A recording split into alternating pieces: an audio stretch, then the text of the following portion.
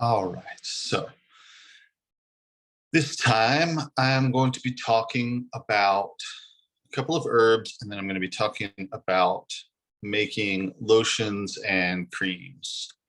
Um, some topical uh, preparations that include both oil soluble and water soluble ingredients. And there are a bunch of different ways that those can be prepared, but mostly they're used topically for a variety of skin related stuff. So, first, I want to talk about the herbs. I've been doing that the last couple of times and it seemed to go well with the pacing of everything. The first one I want to talk about is psyllium. Psyllium is Plantago ovata. It is a very close relative of our common plantains, like Plantago major that grows in everybody's yard. Plantago ovata grows more in semi-arid places. It's native to the Indian subcontinent and maybe some other areas of Eurasia. I have also seen it as an introduced plant in dry areas of North America as well. The seeds are the main part used, specifically the outer coat of the seed. The husk is what it's usually called, the psyllium husk. And this just contains a lot of soluble fiber. It's a really good source of soluble fiber. There is nothing too extraordinary about the soluble fiber in psyllium as compared to, say, oat bran or any other source of soluble fiber, but it is one of the commercially available sources, and it is a product that a lot of people use on their own medicinally.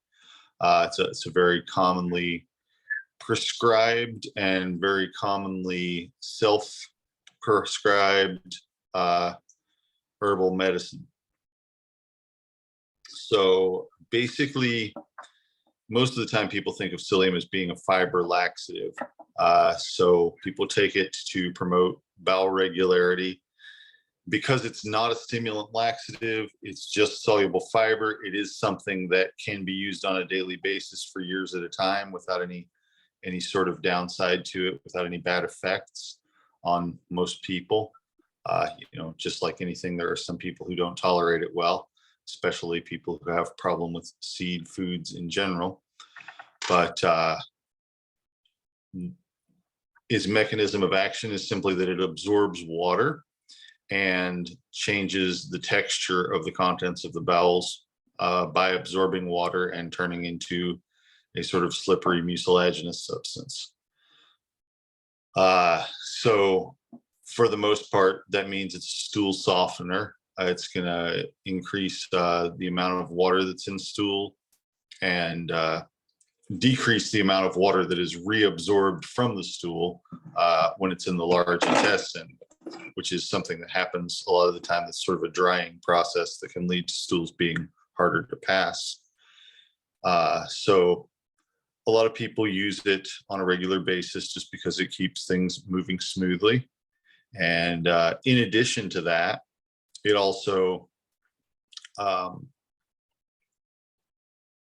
because it contains starches that aren't readily digested by the human digestive system, just like other plants that contain soluble fiber, it does tend to provide a good substrate for intestinal bacteria to grow on. It's like a culture medium that helps to promote the growth of good bacteria in the intestines.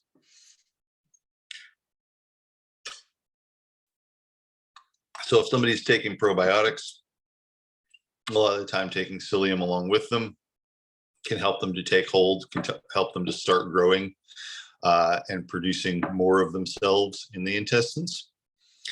The other thing to it, though, is that if it's taken without a lot of water, it is absorbent. So it is going to absorb what water is already in the digestive tract. And at a certain level of dryness, it actually has the opposite effect of slowing down the bowels. So if somebody were having a lot of diarrhea and you were to give them psyllium, and maybe not give them any water for a few hours. You don't want to, completely take away water from somebody who's having a lot of loss of fluids. But with an adult person, you can do it for a few hours without it being an issue, maybe as much as 8 hours, and that's generally not a problem, uh, unless they're having, unless they're having a whole lot of bowel movements and having general dryness in their body as a result of them. So you do have to use some judgment with that. But for the most part, with an adult, if you give them psyllium when they have diarrhea and you don't give them any additional water, it will actually help to solidify things and slow things down, which may be helpful. It's not always what you want to do. A lot of the time with diarrhea, it's best to just let it run its course. But that can be really, problematic sometimes too. And so taking a fiber-based laxative like psyllium without a lot of water can lead to more dryness. Also, if someone is taking it on their own and they're not adequately hydrating, and this is something that you especially see in old people and in people with certain neurological situations, that they just don't want to drink water. Maybe they have a hard time swallowing it, or it just doesn't feel good to them. The coldness of water sometimes feels jarring to people and they avoid it. So if somebody's in that type of situation and they're taking psyllium, a lot of the time it will make things worse. It will lead to slower bowel movements because it is, absorbing fluids. And basically, once it's absorbed enough fluid, it turns into a slippery substance. But up until that point, it's just absorbing fluids and holding them, and that can keep people from having enough liquidness in their intestines for things to move through smoothly. So it is kind of something that works in both directions as far as being laxative or slowing things down, depending on how much water is provided to it while it's in the intestines. So that is, a thing to be aware of with psyllium. Besides its use as a fiber laxative, psyllium has a variety of other uses related to its basically related to its physical properties, just related to the fact that it is demulcent and mucilaginous. So if someone takes it for a sore throat and they actually drink psyllium when they have a sore throat, it will soothe the sore throat. It will also sometimes help with soothing ulcers, particularly duodenal ulcers. And it can be used topically to either dry an area, much the way that cornstarch or something like that would be used. If it's finely powdered, it can be put on an area to dry it up, or it can be made into a liquid and used as a poultice or a wash for burns or minor abrasions on the skin. It has very, very mild antibacterial and antifungal properties. Most seeds do, because it's sort of something that preserves the seeds from becoming rotten or moldy. So it does have mild antibacterial and antifungal properties when it's used as a topical treatment as well. Besides all of that, the leaves of plantain they're tougher and less juicy than, the leaves of psyllium are tougher and less juicy than the leaves of plantain, but they have similar medicinal properties as far as being an astringent and anti-inflammatory. So it's a pretty versatile plant. It's really not one that usually grows where I live. I've seen it growing in Arizona and the Southwest a little bit as a weed. And, it's, like I said, native to South Asia and possibly some other semi-tropical areas of Eurasia. I'm not really sure, but the seed husk specifically is a very common ingredient in herbal preparations. It's also the active ingredient in Metamucil, which is an over-the-counter drug, an over-the-counter laxative. So it's very common. Psyllium can be taken as a liquid drink where the gritty stuff is mixed with water and then swallowed. But it can also be put in a capsule and taken with water, and that works pretty much the same. It's just, mixing together in your stomach instead of in the glass before you pour it into your stomach. So works out to be pretty similar.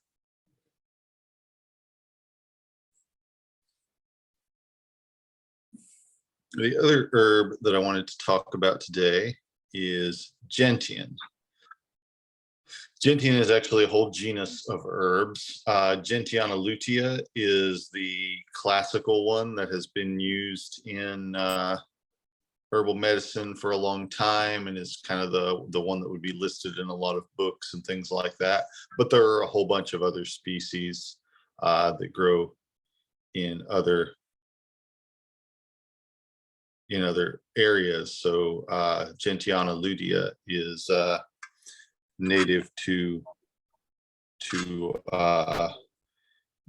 Europe and Asia. Sorry, I have a question. I'm asking how do you spell that, but I'm not sure how to spell what exactly.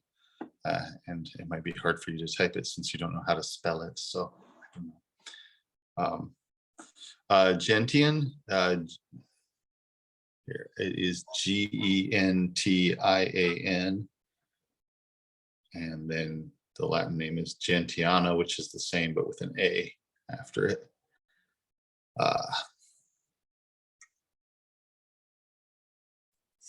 Yeah, so gentian is an herb that is does it have a trumpet-like flower? I guess a little bit.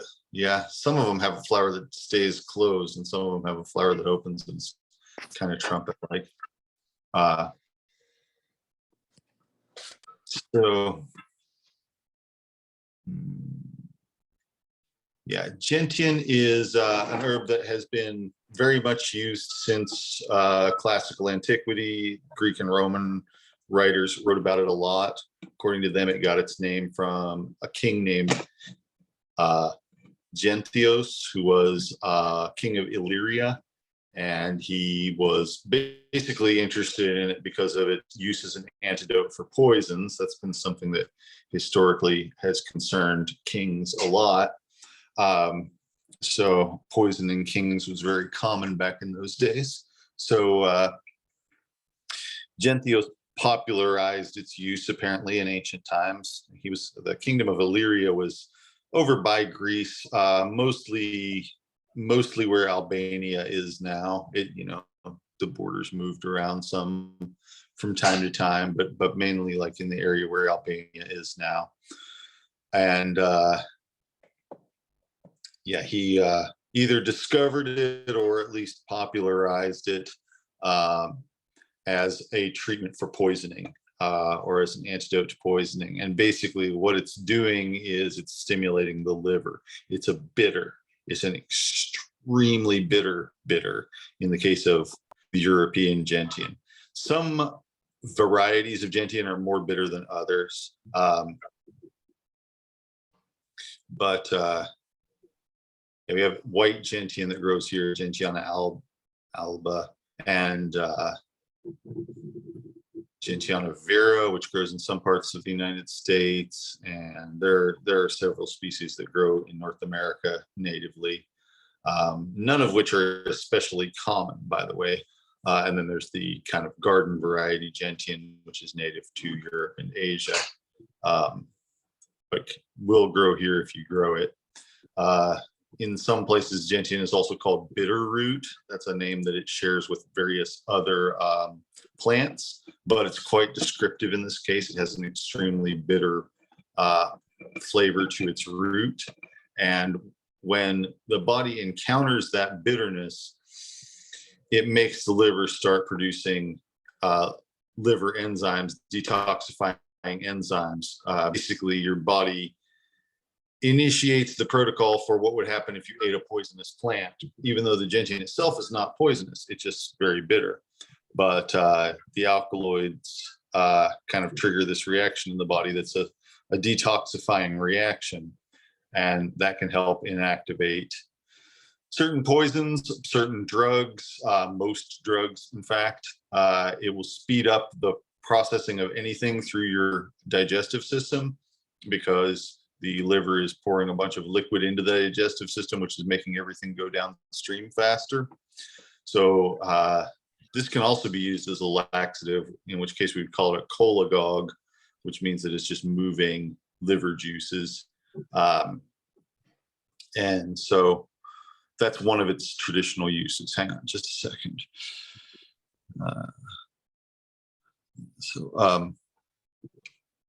Yeah, it's used in digestive bitters, and there's a preparation made from it called Amarum Purum, which is basically an ancient alchemical preparation. The name means pure bitterness, and it's sort of just the isolated sort of crystalline substance from the roots that gives it its bitterness. Basically, like if you made a tincture out of the roots and then you dried that out, it would produce this slightly off-white and very, very bitter crystalline substance. And so that is a concentrated form of gentian that's been around for many centuries, and it is widely used, has been widely used in a variety of patent medicines, herbal formulas, and things like that. In my practice, if I'm using gentian, it's usually after somebody has had a bad reaction to something. It's not like an antihistamine or anything like that, but if somebody has had, say somebody has had an adverse reaction to a drug, and then they've stopped taking that drug, but they're still having problems that resulted from it. A lot of the time, gentian will help to sort of reset that, help things to return to whatever the baseline is. If somebody has overindulged in food and they take a little bit of it, then that's how it's used as a digestive bitter, and it's kind of the same principle. You've had too much of something, your body is kind of complaining as a result of it. The gentian helps to fix things and make it feel better again. Would it help with someone experiencing caffeine jitters? It might, but it's not necessarily the first thing I would use. I might use it along with something calming in that sort of case, like passion flower or chamomile, which tend to be calming and stabilizing. Valerian is also something that helps to counteract caffeine, especially if somebody's actually physically shaking from it or anything like that. So yeah, possibly. But it's not really sedating or stimulating by itself. I mean, it doesn't make people feel more awake or less awake the way that caffeine does, or the way that chamomile or valerian do in the opposite direction. So it's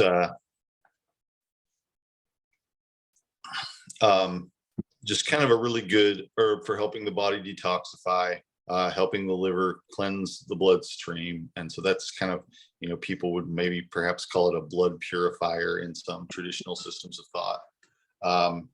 And just helping to promote digestion, helping the digestive system to produce more of what it's doing.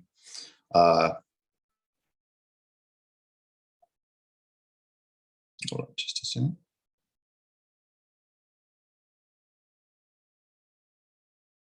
All right. And so it's a good herb to know about. There's also, this kind of confuses people sometimes. There is a drug, an antifungal drug, which is also used as a stain in microscopy called gentian violet. And even though it's named after gentian, it actually isn't made from it and doesn't really have anything to do with it. It just was named that because it was very bitter, and because it has a purple color, it was named violet.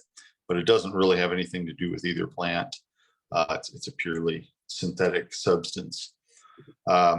Gentian does also work against fungal stuff, though. If it's used for oral thrush, it does work, but it's terribly bitter, so it's not necessarily the first thing I would for in that situation, when there's other things like cinnamon, for example, which doesn't taste horrible. It's a little bit bitter and does a reasonably good job. Cinnamon, cloves, of course, sesame oil is not as good for oral stuff, but it can be used as well.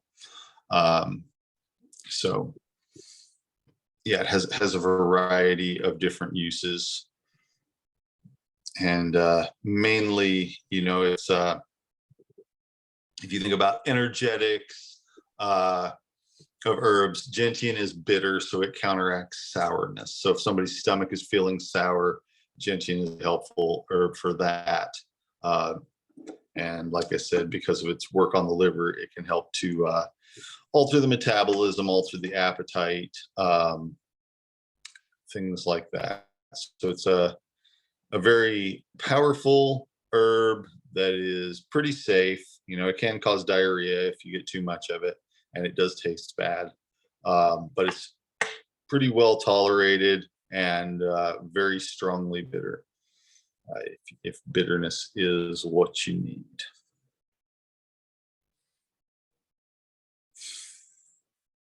All right. So for the main topic that I want to talk about tonight, I want to talk about. Yeah. Hey, I'm so sorry. So on that gentian, I'm curious. I'm thinking about, kids have upset stomachs all the time. We'd probably go to something like chamomile or something like that first. Would you ever consider going to something that bitter in kiddos? Yeah, I would. And usually with kids, I would get it in a dropper bottle and give them like 2 or 3 drops and have them wash it down with something. So sometimes, like with an upset stomach, maybe having a couple drops of gentian and then washing it down with something sweet and gingery, like ginger tea or ginger ale, because it's going to, all of that's going to work to counteract sort of the sourness of having too much acidity in the stomach. Sometimes with kids' upset stomachs, it's related to constipation, which the gentian will help with that too. So yeah, it's pretty decent. They don't love it though, because it is bitter. And so if I'm going to give a bitter herb to a child, I always warn them, this is going to be bitter, but then you can wash it down with this. Because if you surprise them with bitterness, they often don't know what to do about it. And they'll just kind of like stand there making faces and trying to spit it out, which they can't necessarily do because it's too late or whatever. So if you just kind of warn them and give them a instruction of what to do about it when they taste it, then they're usually all right with it. Although, your children may vary, but that's my usual experience with it. Yep, they're the same. As long as I let them know they're pretty good sports. Yep. Yeah. All right. So I want to talk about making creams and lotions, which really only differ mainly by how thick they are. So this is a very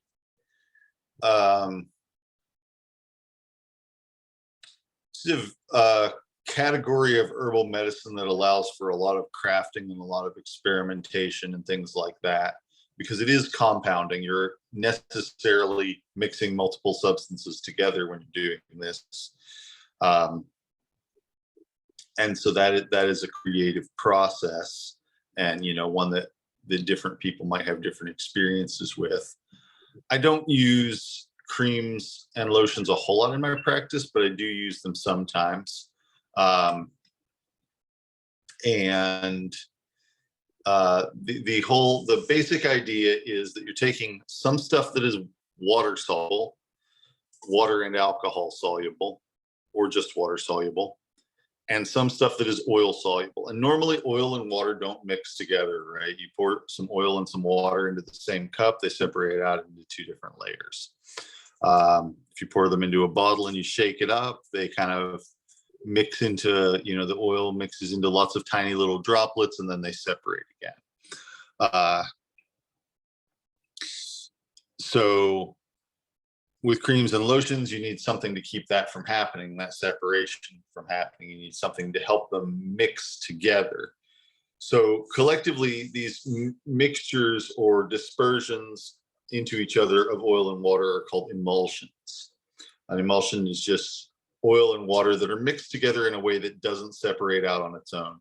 And they're not dissolved in each other. They're just basically suspended or mixed together in a way that's fairly stable. In practice, they do separate some a little bit sometimes, maybe, but the goal is to have them not separate. And the tendency is to, to be able to make something that stays a whipped, frothy mass rather than usually an opaque mass, rather than returning to two separate clear substances that have different consistencies.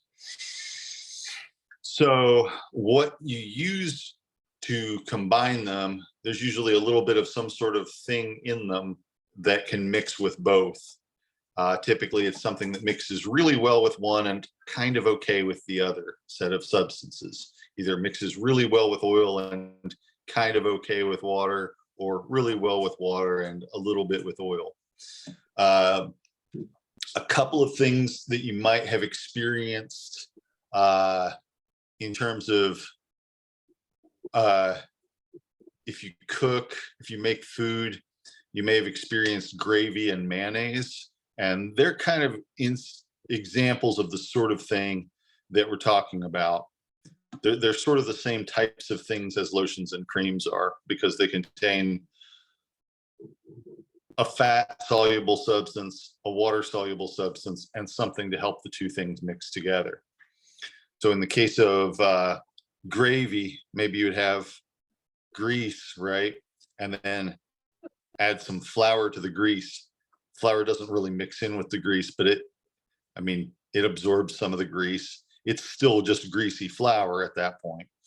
But then once you add the water starts dissolving the greasy flour, and then you mix it all together and you get this other substance, gravy, that is kind of unlike water or like grease, really, and not very much like either one as far as its physical properties go. It's not chemically changed. It's just physically in a very different texture and a very different condition. So it still has the water and it still has the oil, and the two have been mixed together by an emulsifying agent, which is, in this case, is the flour.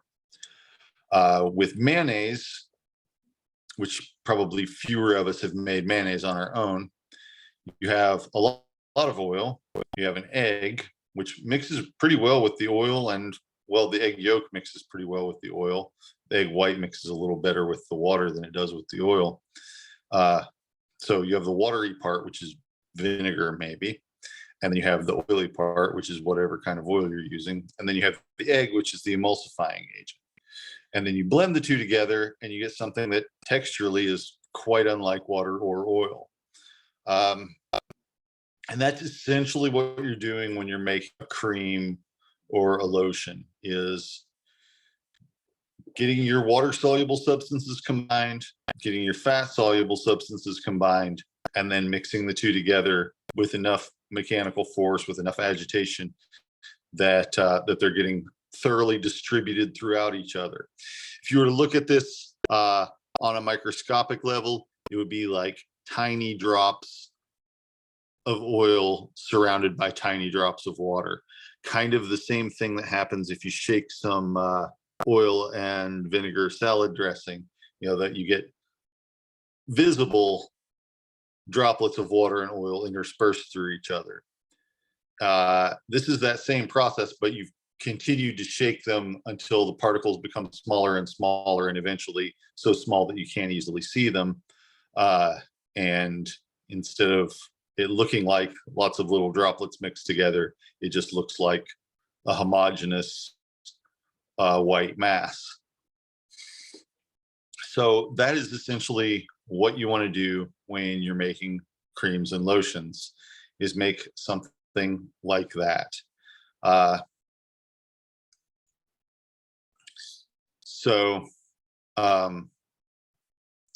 Yeah, this is good, a good thing because it allows you to combine different types of medicinal substances. Some things that would be dissolved in oil, some things that would be dissolved in water, and it allows you to get them together in the same substance. It also tends to, if you're using it on skin, the water soluble part is hydrating, soaks into the skin a little bit. The oil soluble part is protecting. It keeps the water from evaporating. So if you just put oil on a dry patch of skin, it's not going to keep it from being dry. It's just going to be dry and oily. It might absorb some water from the skin, from inside the bloodstream or whatever eventually, but the actual application isn't necessarily all that hydrating. And if you just put water soluble stuff on it, it will hydrate it, it will get it wet, but then it'll dry up, and it will be as though you didn't do it in the first place in fairly short order. So mechanically, physically, it's really helping to hydrate and protect at the same time. And then medicinally, it's helping to carry oil soluble components as well as water soluble components to the scene of where it's being applied.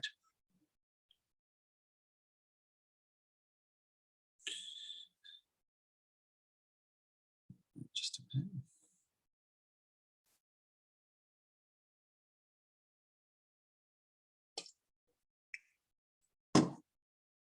So,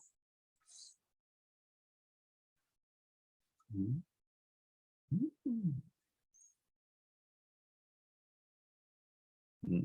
on just a second.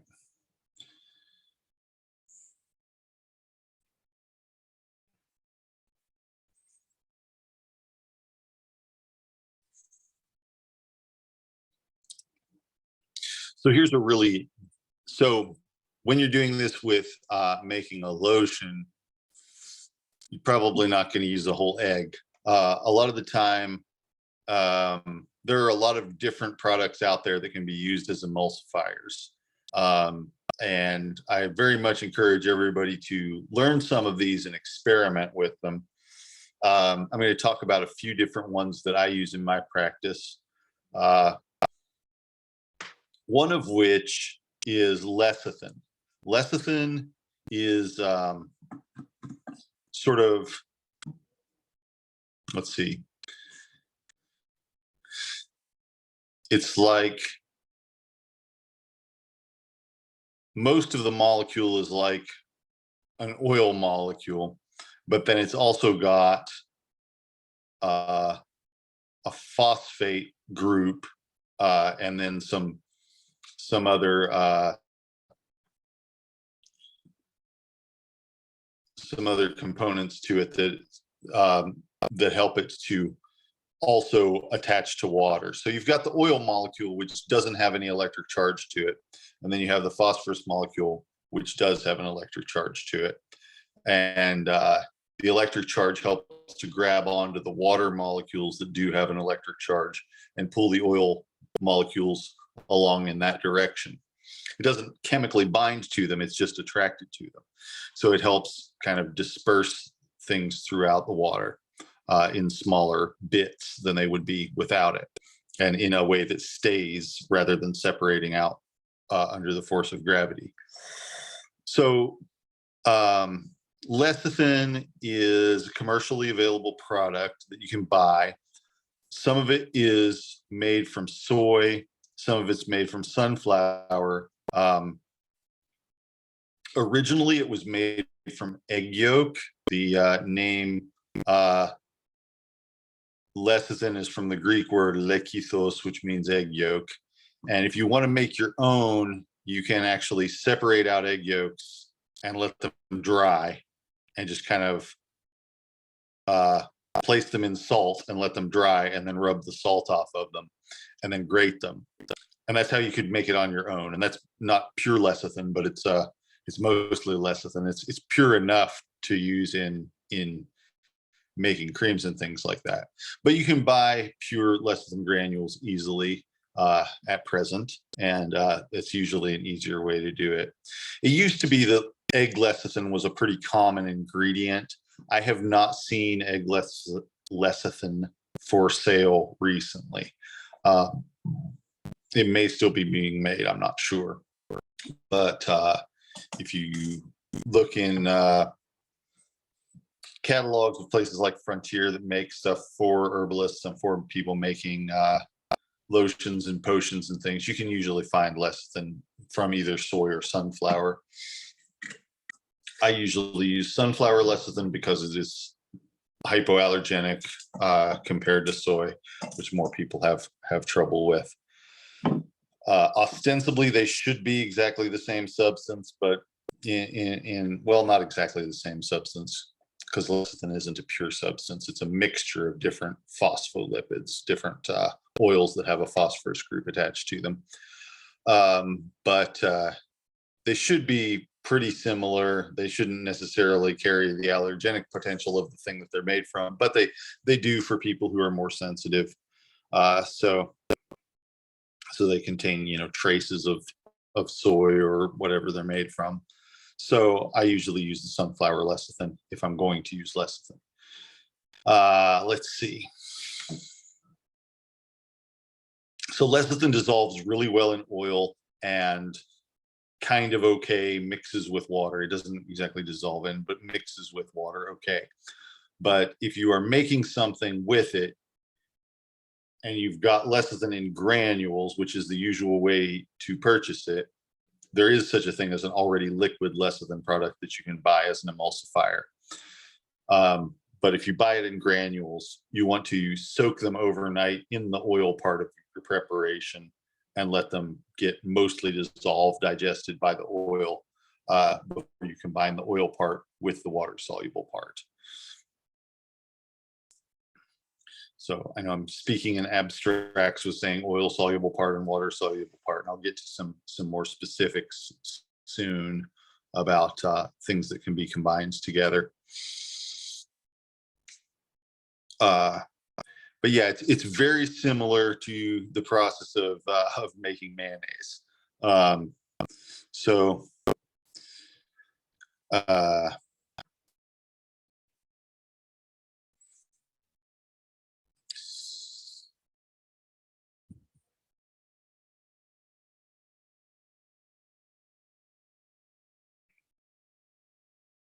So if I were making a very basic cream, I would use something along the lines of 300 milliliters of sesame oil, about 25 or 30 milliliters of an herbal extract, like a tincture, and then about 20 grams or so of lecithin. And I would take the 20 grams of lecithin, I would put them in the oil and let them sit in the oil overnight. And then I would combine the two things, the oil with the lecithin in it and the tincture in a blender, and then run it through the blender on a low setting until it turns into froth, which is almost right away. Usually it only takes a matter of seconds. If you put it in a jar and shake the jar, it takes a little bit longer. It takes maybe a couple minutes shaking the jar. If you do it in a blender, it's just like whoosh, it's just done in a couple of seconds. And then you can pour it out. And it's not necessarily shelf stable. So that's something to keep in mind. Unless you use a preservative, it's going to need to be kept refrigerated in order to keep. Because the water that's mixed in with the oil is just an unstable compound as far as, it can go bad easily. And if you just leave it sitting on the shelf, it might separate. It'll definitely go bad pretty quickly. So that's something that there are some herbal compounds that work well to preserve that. But for the most part, it's something you're going to want to keep refrigerated. Hang on a second. question here. The question is, any advantage to whisking it for a non-electric option? I'm not really sure. It might work better than shaking it. I haven't really tried out the two. The nice thing about whisking something or beating it rather than shaking it is you can kind of tell how much you've gotten done. Like you can sort of tell what the texture is. If you're shaking it in a jar, you can't really tell what the texture is until you stop and open the jar and look at it. If you're beating it with a whisk, you can kind of see how the texture is changing as you're going along. And sometimes that's better, but it also is more arm work to whisk something than it is to shake the same amount of something in a jar, because you're not agitating the entire mass of it with each movement of your arm. So yeah, potential advantage and disadvantage. But yeah, I haven't really like compared the two side by side with the same stuff to see how it goes. The more of the emulsifying agent that you use, the thicker of a finished product you're going to end up with for the most part. So if you use more lecithin, it will make it a little bit thicker. Also, depending on what kind of oil you use, you will get a different texture for the finished product. Oils vary a lot as far as viscosity goes. Some oils, of course, are solid at room temperature as well. And you can make stuff with those, but you need to warm up the oil and you need to warm up the stuff that isn't the oil. And you don't want the stuff that isn't the oil to be colder than the oil is, or it will cause the oil that it comes in contact with to solidify. So let's say you were going to make this out of coconut oil instead of sesame oil. So maybe you've got 30 milliliters of yarrow tincture, and you want to add that to 300 milliliters of coconut oil. So what you need to do is you need to put the coconut oil in a situation where it's going to remain liquid, which probably means heating it in a pan of water on low heat or something like that. And you want to probably be able to do that for a period of hours so that you can macerate the lecithin granules in it. And then you want the tincture to be at the same temperature. You don't necessarily want the tincture to stay at that temperature for hours. You don't need to for any reason. You just need it to be at that temperature for the final stage of things. So one way you might do that is if you have a place that you know is hot, like up against the hot water pipe on your hot water heater, you could put a bowl of water there or a container of water there, of hot water there, and put a jar of coconut oil in it. Coconut oil doesn't need to be very hot to be liquid. You know, it would be liquid on a hot day outside, or it would be liquid in a warm place like that maybe. If you don't have that sort of situation, you might have it in a pan of water on the stove at the lowest heat level. That might work as well, or in a slow cooker on the warm setting, with the jar of oil down in some water so that it's not subjected to a lot of thermal shock, so that the whole jar is getting warmed up together, because you don't want the jar to crack. So you would do that, and then for the last 10 minutes or so, put the tincture in as well. Put the tincture in the water as well so that it's also getting warmed up. Of course, you need it to be in a container that's not going to float or get water mixed in with it. I mean, it's okay if it floats. If it's a sealed container, you just don't want it to spill into the water. So once it's at the same temperature, then you combine the two, and then you can agitate it with the blender or with shaking it or whatever. If you are putting it in a blender, it helps if the blender is warm as well, which for me, I would just rinse the blender with really hot water from the sink so that it's at least, warm enough that the coconut oil that touches it isn't going to get cold and turn solid all of a sudden. And then I would blend these things while they were hot, and they would turn into an emulsion while they were hot. And then they would, as it cooled, it would thicken and harden, and may end up being a very hard, or may end up being a pretty stiff substance when it's done, but it should still be an emulsion of the tincture and the coconut oil. And so that would apply to coconut oil, shea butter. If you wanted to make it out of pig lard, I don't know why anyone would ever make an emulsion with pig lard, but if you did, if that's what you had and that's what you were working with, then you could do it that way. So that's my general set of proportions that I would use to make a thick, creamy type of substance, is about 300 milliliters of oil and milliliters of something that is soluble, be it tincture, maybe it could be a concentrated water extract, and then and then 20 or so grams of the lecithin. So with the oil soluble part of it, it doesn't have to be plain oil. In fact, it's really nice if it's not. So you can do an oil infusion where you're steeping something in oil. We've talked about oil infusions, doing them warm or cold in the past. So that's something that you could do in that situation, is infuse some herbs in oil, strain those herbs, and use that oil to combine with some water soluble extract and make a lotion or cream that contains both sets of things. So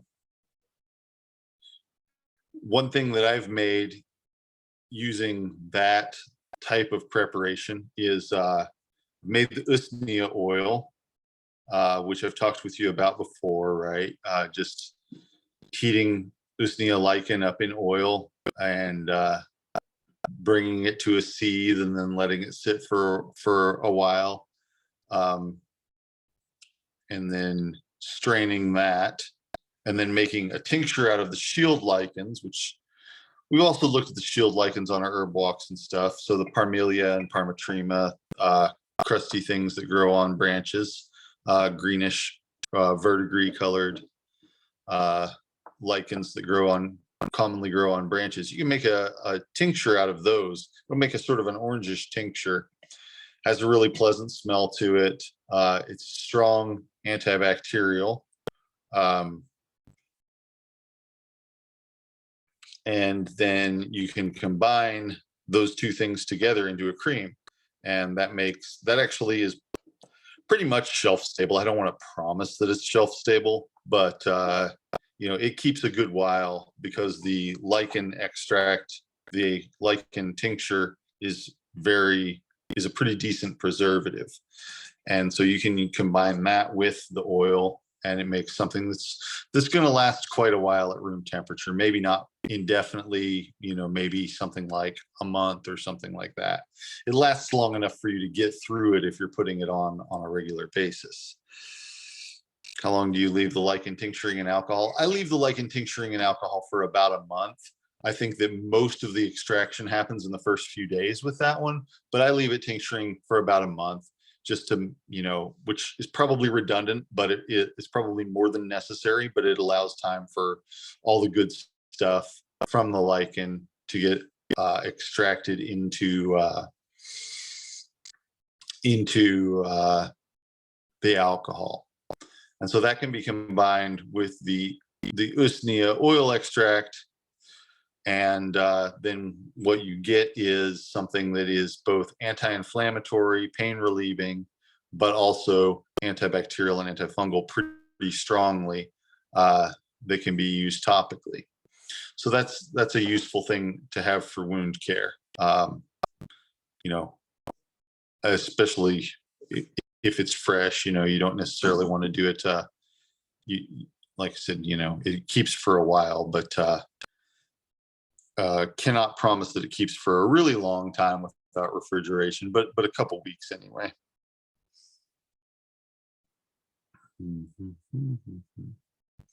How do you avoid getting bark in the collected lichen? You can't always. So sometimes some bark comes along with it. And sometimes you can scrape the lichen off of the bark with a knife, especially if the lichen is wet, but the bark is not falling apart. But depending on what the texture of the bark is, you're probably going to get a little bit of bark along with it, and that's okay. That's just kind of goes with the territory, so to speak. You know, the history of use of this lichen is from people like you picking it, and it often having some bark in there with it. So you know, it's not going to ruin it or anything. It's just maybe going to add a little bit of extra tannins and other bark compounds to the finished product.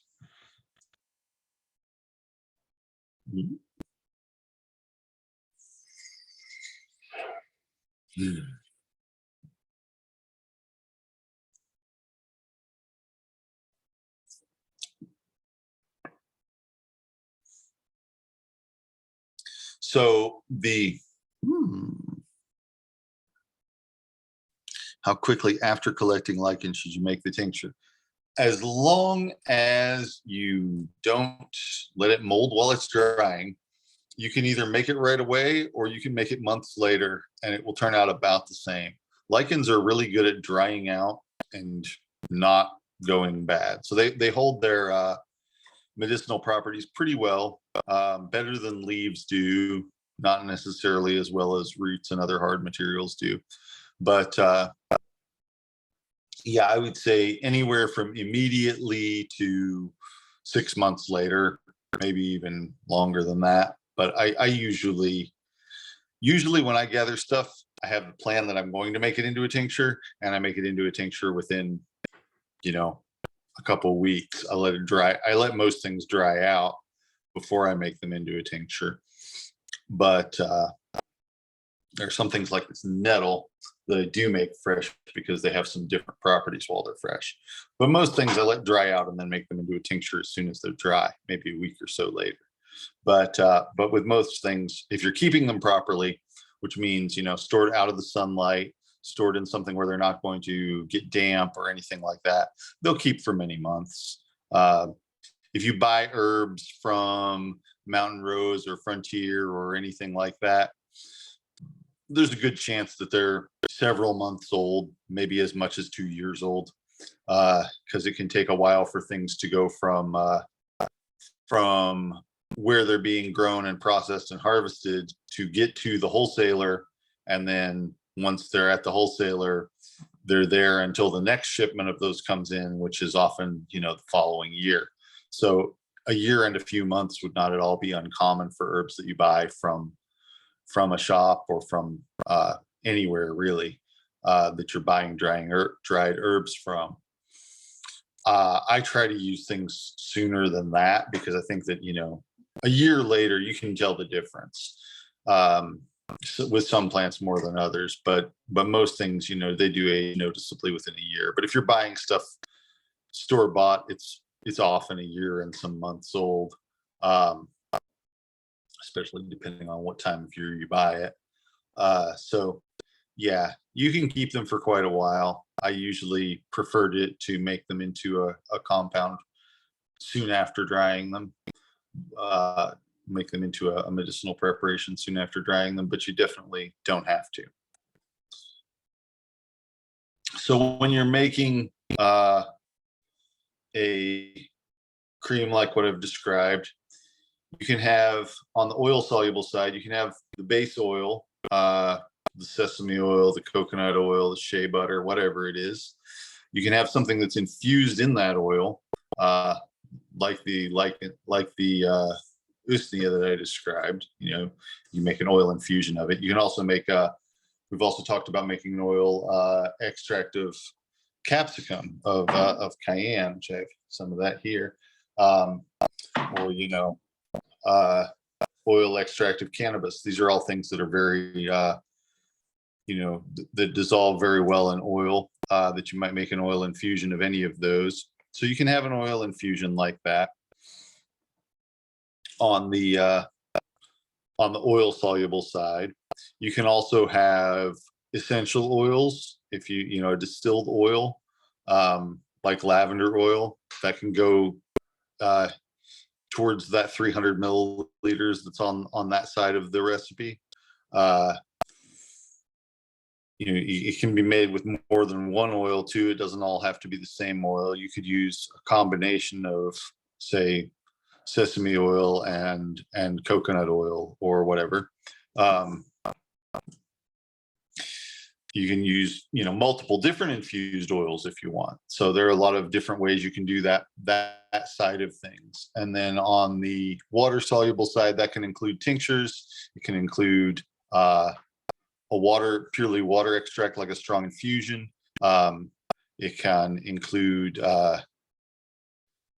floral water, which would be the water soluble part of a distilled plant process. So floral water, like rose water, for instance.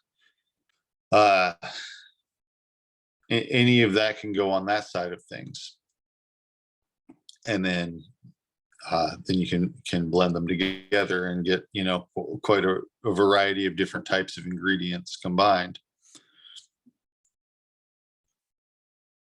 Now, lecithin is not the only thing that you can use as an emulsifying agent, right?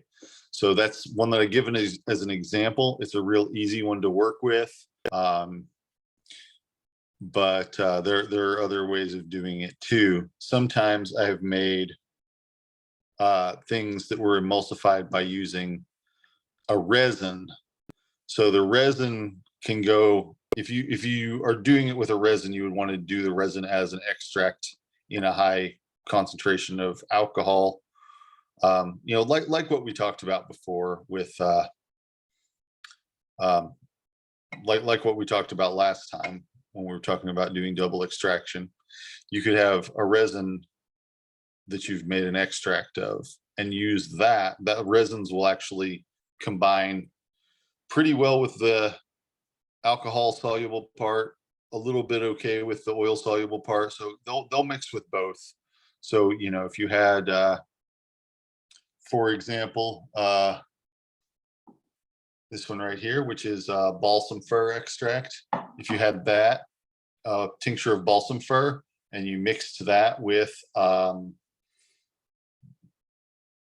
something that was an oil infusion, you could get them to blend together without, and the resin would actually act as the emulsifying agent if you wanted it to in that situation.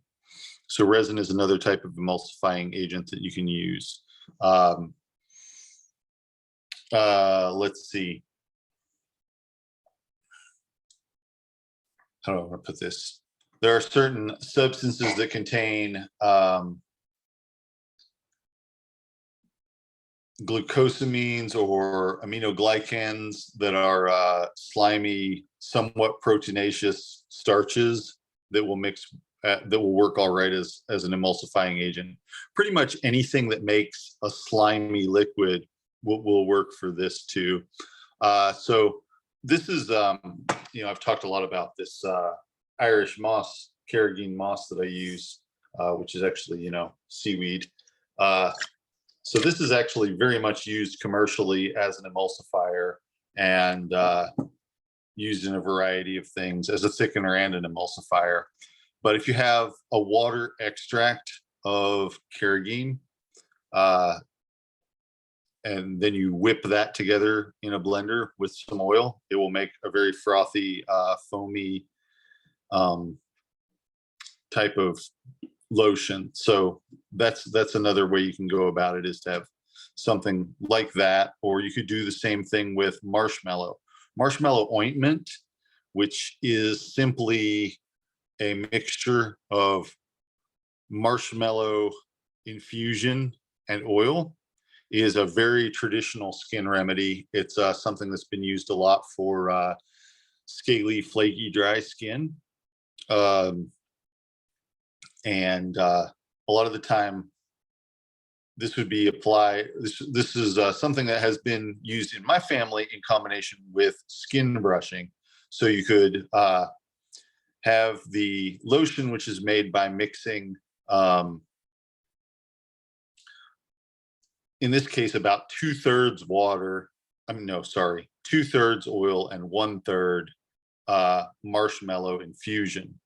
And then blending those together. And that makes a fairly runny lotion.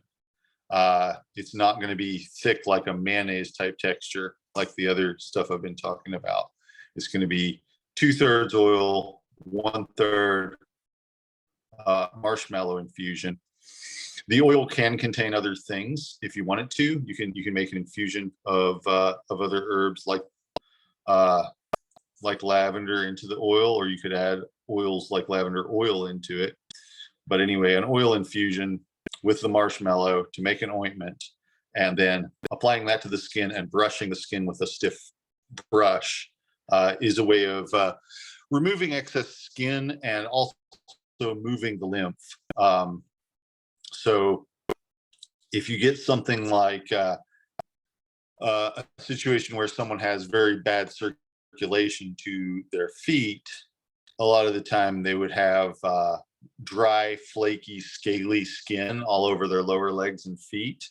And if you apply marshmallow ointment to that and then skin brush it towards the heart, a brushing motion towards the heart, the marshmallow ointment will help to relieve the flakiness of the skin, and the brushing motion will help, and especially the brushing motion as enhanced by the texture of the marshmallow ointment, will help to move the lymph. And that can help to reduce swelling, but also what you often get in people with that kind of situation is they'll get splitting of the skin, which can turn into non-healing wounds because they don't have good circulation. So this is a very common situation to see in people who are very sedentary, people who are maybe not physically able to get up and walk around due to their ill health or whatever. And so that can be a lifesaver for those people to do something like that. So marshmallow ointment and skin brushing is something that that has been part of my family's healing tradition specifically.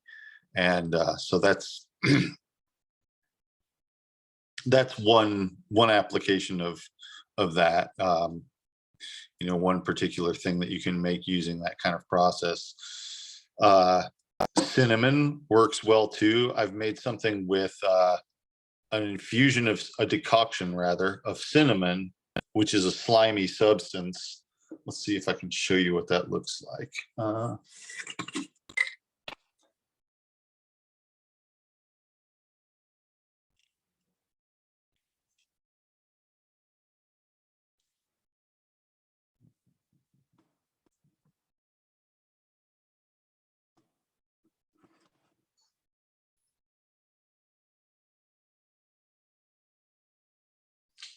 Yeah, so if you make a decoction of cinnamon, you get this sort of stringy, ropey substance. I can't really see it very well on the camera, but it's like it's slimy, and it stretches into little threads when it's if I put my fingers together and then spread them apart. But it's kind of too let's see, you can't really see it on the camera so well. But yeah, a decoction of cinnamon will make a nice mucilaginous substance. And if you mix that with an oil, you can get an ointment or a lotion, basically, something that will be more liquidy. But I've used that in combination with cayenne, the oil infusion of cayenne and the water decoction of cinnamon to make a very warming ointment for hands, fingers, toes, things like that. But in people that are cold all the time, You can also use that same warming ointment over sore muscles or over the kidneys to stimulate flow of urine. You can use it over warm muscles to just soothe them and relax them. So that's an example of something heating that you can make that uses a hot, spicy water-based part and a hot, spicy oil-based part combined together. You can also do the same thing with cooling. For instance, you can make mint as a tincture, and you can make an oil infusion of wintergreen or poplar, and those are both cooling poplar buds. You can cook poplar buds in oil, or you can make an oil infusion of wintergreen leaf, and use that as the oil side of things, and then use a strong infusion or tincture of mint as the water soluble side of things. And then you would need to use an emulsifier, either the lecithin in the oil, or you could use something like cherry gum, which I don't know if you've I talked about it a little bit last time, and I posted a link on the group chat to the video I'd made. But it's a starchy gum, which can, if you let that macerate overnight in the water soluble part of it, then that is something that you can mix with the oil. So cherry gum is one of the things you can use for that. Tragacanth gum is a commercially available thing that is really good for it, or gum arabic, which is made from acacia beans, or it's made from acacias.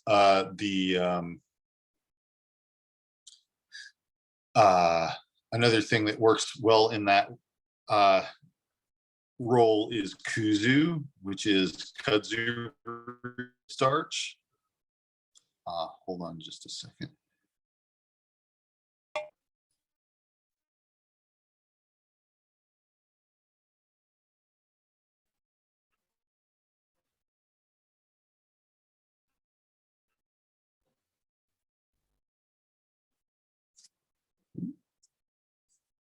Yeah, so if you have kuzu root starch, that's another thing you can use as an emulsifier that would go in the water soluble part of things.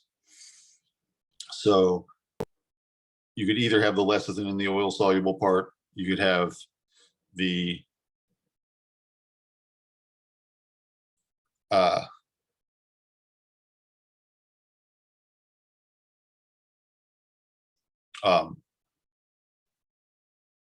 sorry, just a second, I have to respond to a message.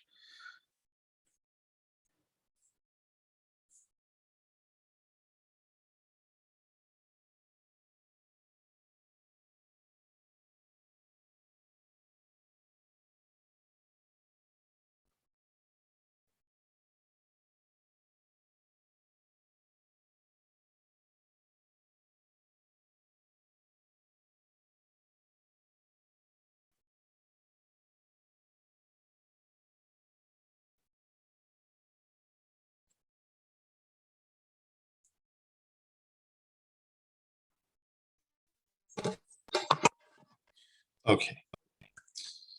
So yeah. Sorry about that. So usually I would use something like if I were doing this hypothetical situation where we've got the poplar bark oil infusion on the one hand, and then the mint water extract on the other hand, I would probably put about 2 tablespoons of either the cherry gum or the kuzu starch in the water soluble part of it, and let that sit for a while, like at least overnight, maybe more like 24 hours, and then combine the two. And that way you can get, cold oil-based, cooling oil-based remedy and a cooling water-based remedy mixed together to make a cooling lotion that contains both oil and water. Yeah, so a lot of different types, basically a few different types of few broad categories of things you can use to help emulsify things, which would be phospholipids like lecithin,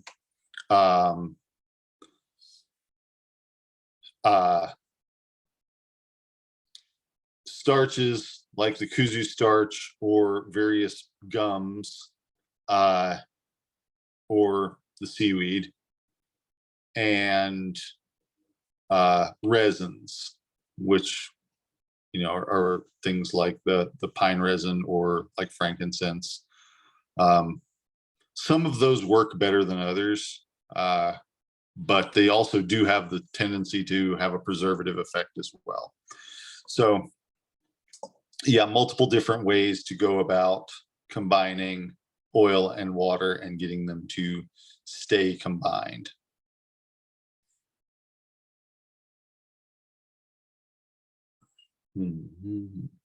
Another thing you can do if you're trying to combine oil and water is to combine oil and water and then heat it to remove what's volatile, including the water. You don't want to do this with herbs that have volatile components, though, like aromatics, because it will tend to cook off most of the aromatics. So that's not really a process that I use very much.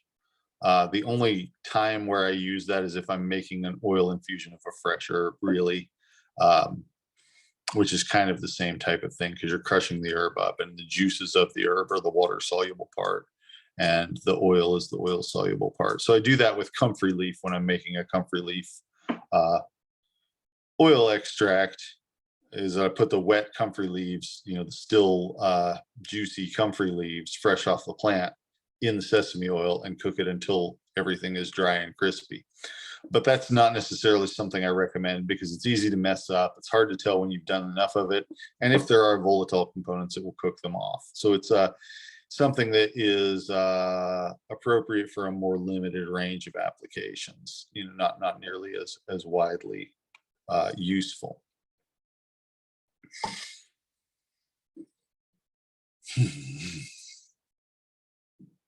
Another thing that I've used that is along these same lines is St. John's wort as a tincture combined with St. John's wort oil and mixed together using an herb called dragon's blood, a resin called dragon's blood, dissolved in the tincture as sort of the emulsifier. And so this is a really nice one. I like making this. It's kind of got a reddish pinkish color to it. It's kind of a striking looking thing, and it is useful for helping wounds to heal, helping old injuries to heal. That's the main thing that I use this particular application of St. John's wort for. I especially use this in, what I've mostly used it for in my practice is surgery scars and injuries from auto accidents, things that tend to be kind of deeper wounds than what most people get in most situations. I've used the oil extract of St. John's wort by itself for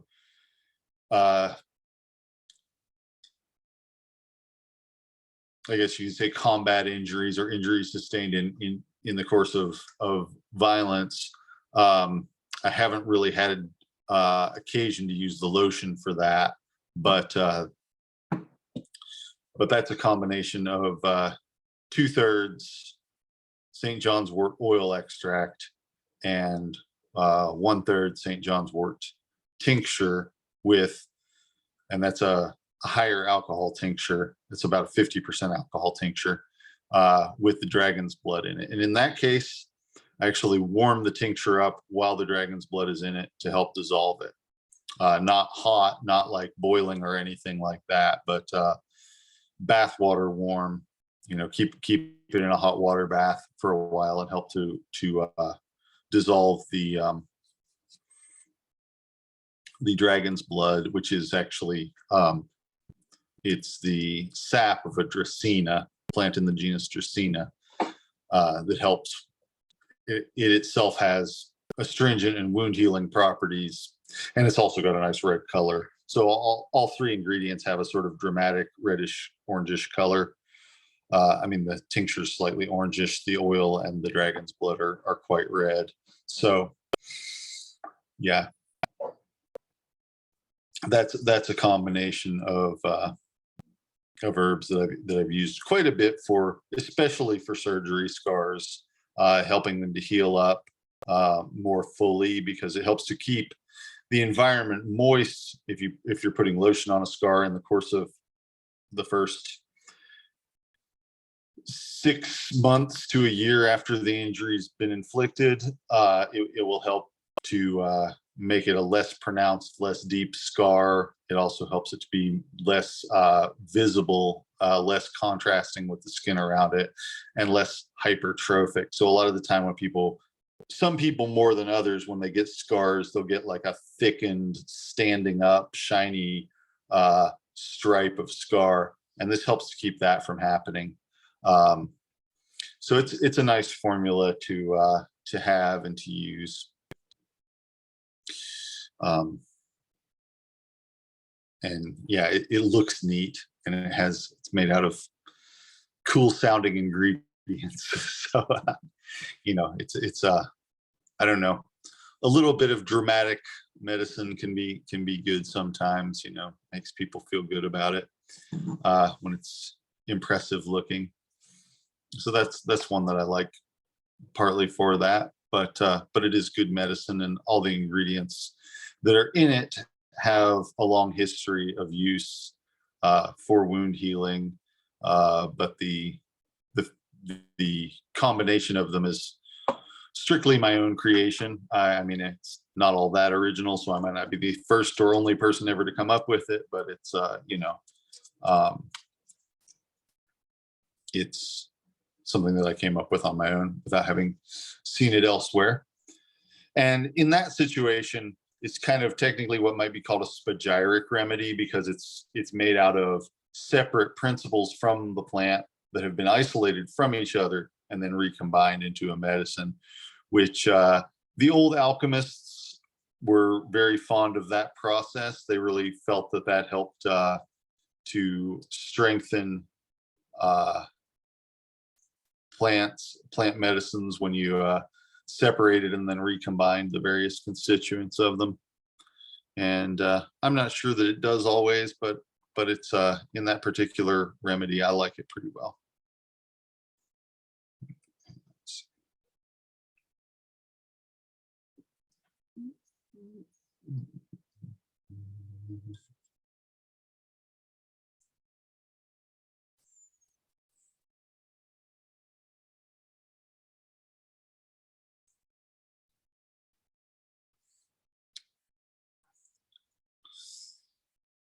Yeah. So one other thing, and this is something that you would only use in a more limited situation, but one other thing that does help to dissolve oils and water and get them to mix with each other is soap.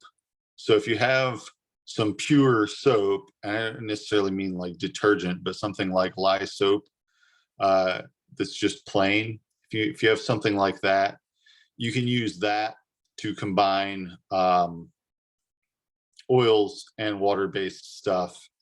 In that situation, you would want something with less of the oil in it and more of the water-based part of it. So the main thing that I make like that is a remedy that I use for poison ivy.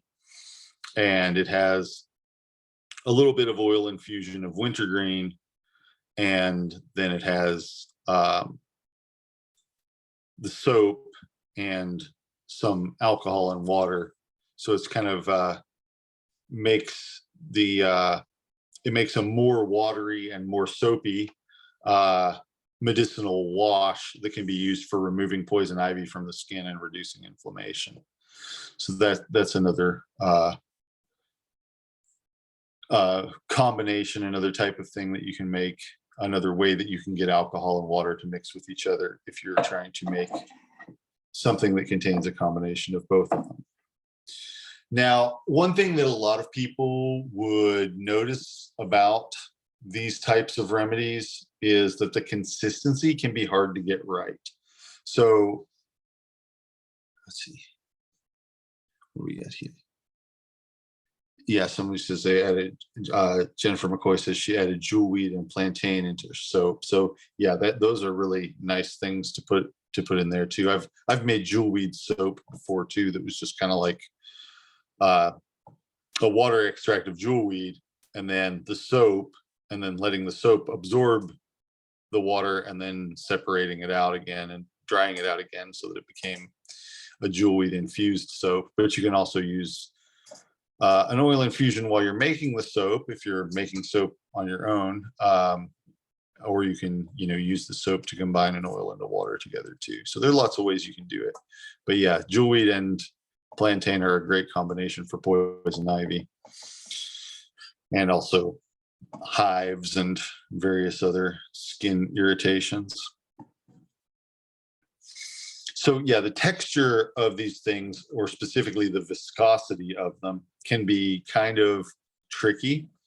If you want them to be thicker, it's possible to both thicken the water-based side of things by using ingredients like starches, like the carrageenan, or like the kuzu starch, or the cherry gum, or the tragacanth gum.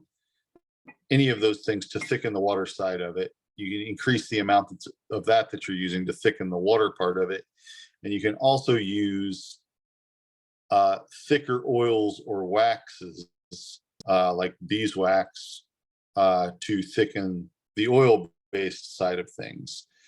And so, it might take some trying with different things to get the exact texture that you're wanting, but you can get any texture from very honey, like almost like, say, a salad dressing type of texture, all the way to something that would be very stiff that you would have to press down on with your finger to get any of it to come off of out of the jar.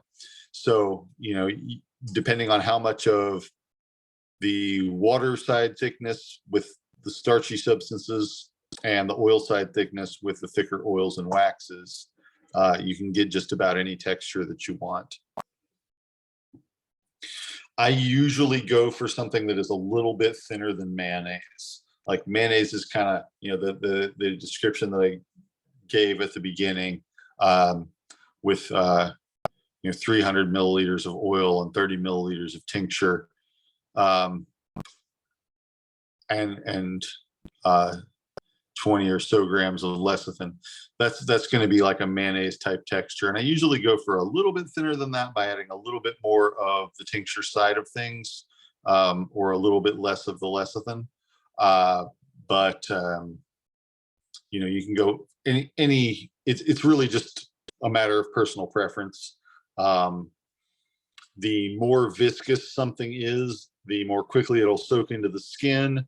The thicker the thinner it is, the more quickly it'll soak into the skin. The thicker it is, the longer it's going to stay and the more it's going to hold in moisture. So if you have something like extremely dry skin, you're going to want a thicker, greasier type of compound to put on it, compared to, rather than a thinner, more runny type of one. Does that all make sense?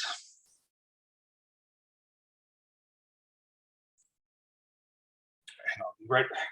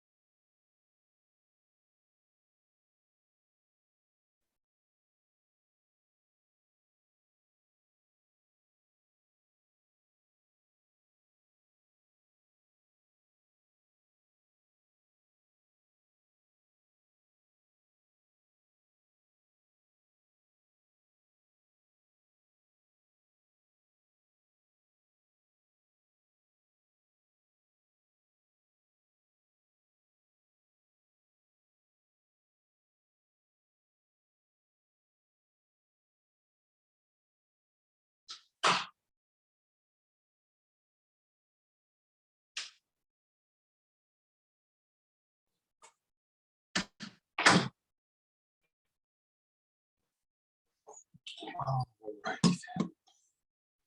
Okay, so let's see.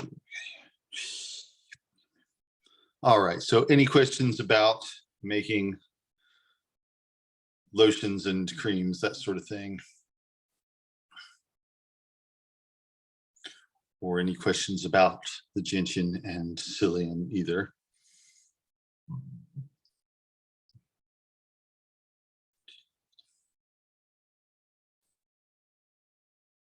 How long would I feel comfortable giving therapeutic dosage of gentian?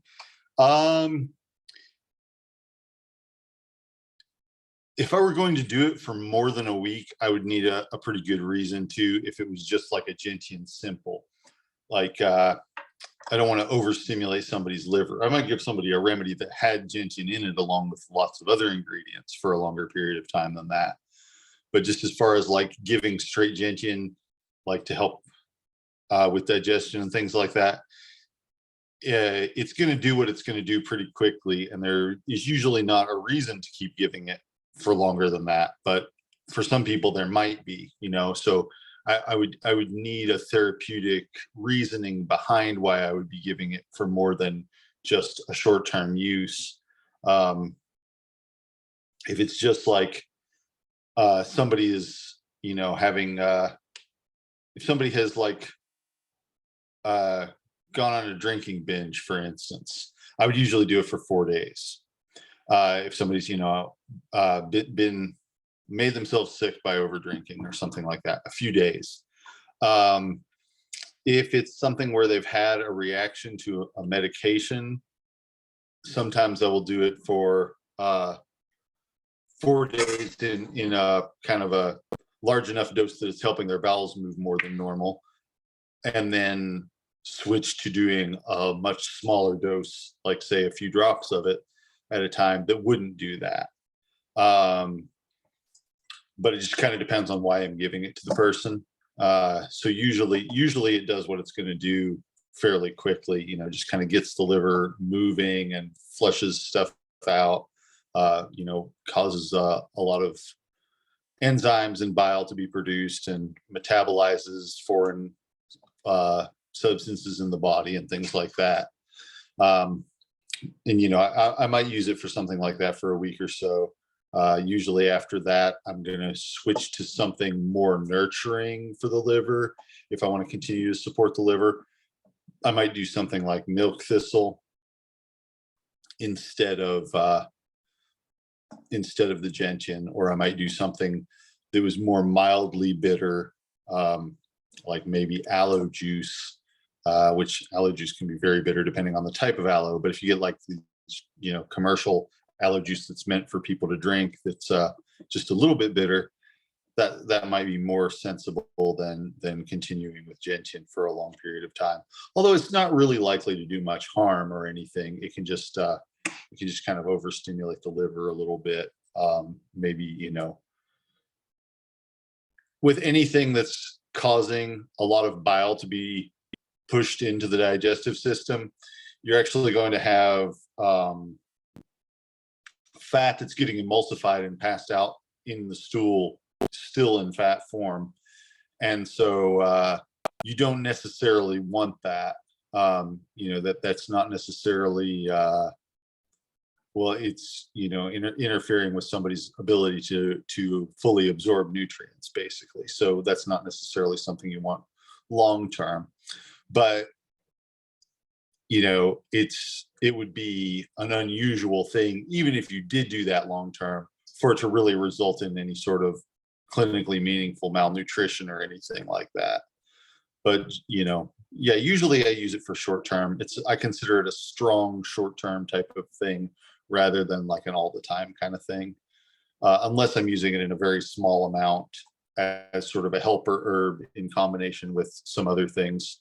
Like, for example, I've used gentian along with milk thistle and sarsaparilla, or along with various other liver herbs, but it making up less than 10% of the compound for long-term use.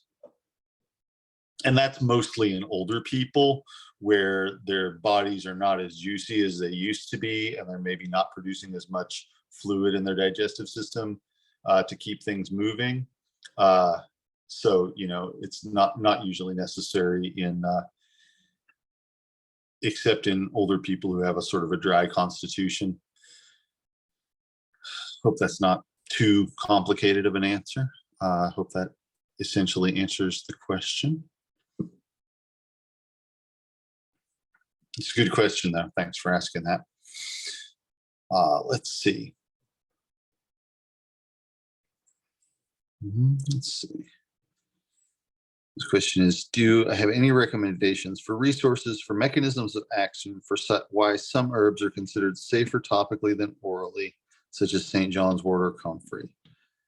And how is sunflower lecithin made? Okay, so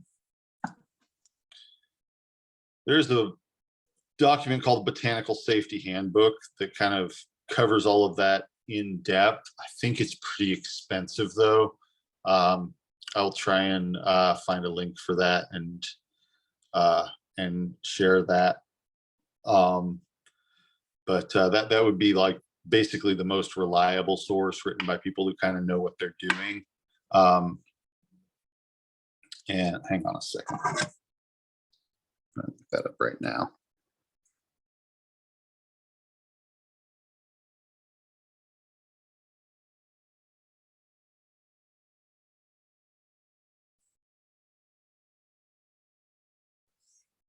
Yeah, it's $87.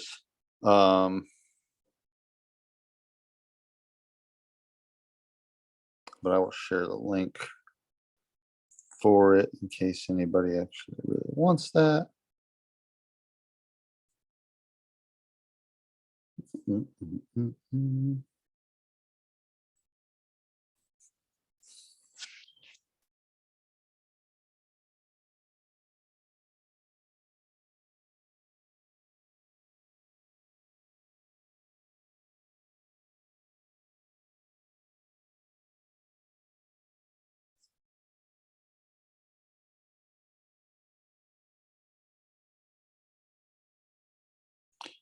Yeah, so that's I just share that to everybody. A link to the Botanical Safety Handbook, which yeah, I guess you already know about, but it's a pretty good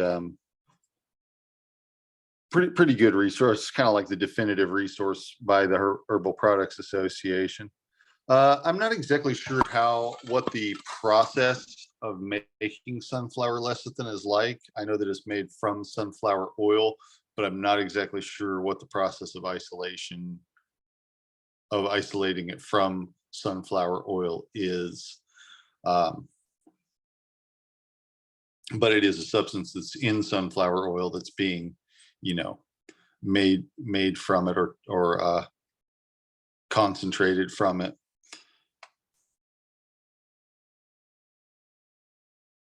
Yeah. So for those of you who are local, or for those of you who want to make the trip, I mentioned before that I'm doing some wild food cooking on December 23rd.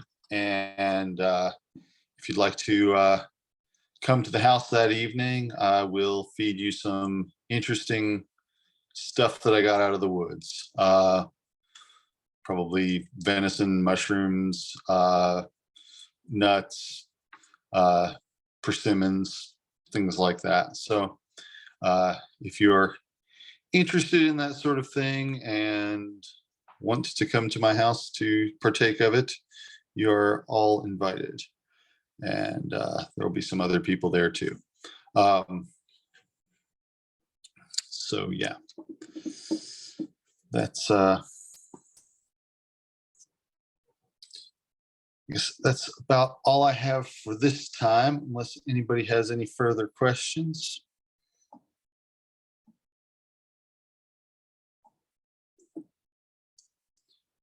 All right. Well, thank you all for coming, and I will talk to you again next Tuesday. Thank you. Thanks. Good night.